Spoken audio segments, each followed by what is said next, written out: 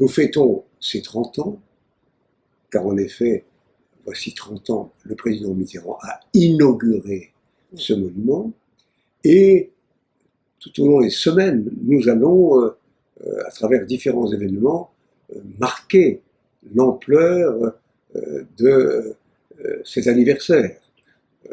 Dans quelques jours, le 12 septembre, s'ouvrira la deuxième édition de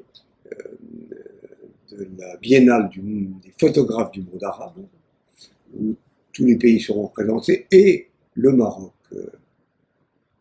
en force. Et nous rendrons d'ailleurs un hommage à Leila Alaoui à cette occasion.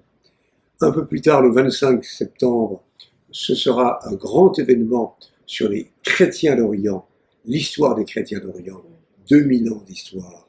C'est le président de la République française qui l'inaugurera.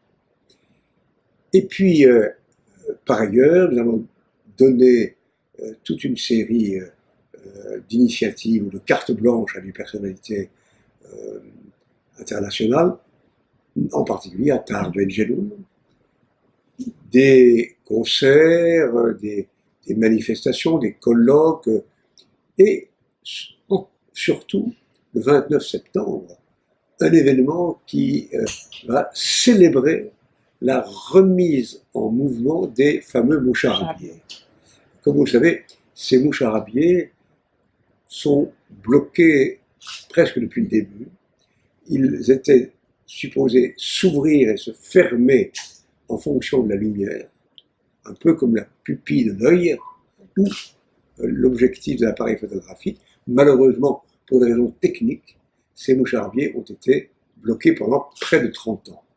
Et arrivant ici comme nouveau président, je me suis dit, pour l'anniversaire de l'image, je m'engage à trouver la solution. Et vous verrez donc, le 29 septembre, ces moucharabiés renaître, et on organisera en même temps une grande fête de la lumière, avec des DJ de différents pays, marocains, français, et d'autres pays. Ce sera vraiment un moment festif et heureux.